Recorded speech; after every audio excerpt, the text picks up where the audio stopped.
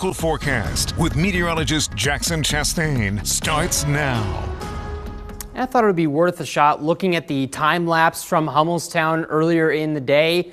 Passing clouds, a lot of blue sky, horses out and about. It was a nice day outside. Hopefully you got out to enjoy that part of it, because we saw building cloud cover really through the afternoon up until now, and that's as light showers start to arrive across the region. Now, sitting in the low 70s still in the eastern half of the mid-state, the western half not so much, after they've tapped into a little bit of that moisture, which very much is confined closer to the Mason-Dixon line dew point wise, but rain wise it has been off to the west. Now, the dew points that we're seeing are very important to the severe threat that some of us might see heading into the later part of tonight. That is really for the southern tier of the mid-state, and largely the severe threat is centered over the Carolinas. So we have a tornado watch in effect that is for Adams, York, and Lancaster counties until midnight tonight. So we will be watching that through the course of the evening. Of course, we're expecting rain afterwards as well. The main window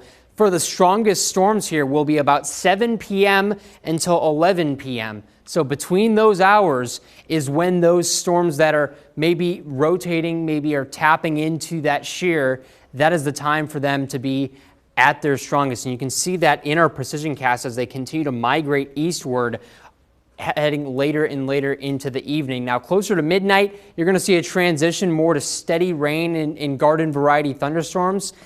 Very much less of a severe threat, and it's going to become more of a flooding threat. And we do have that flood watch in effect through late this evening, so keep that in mind as well. It's kind of two things you got to worry about there.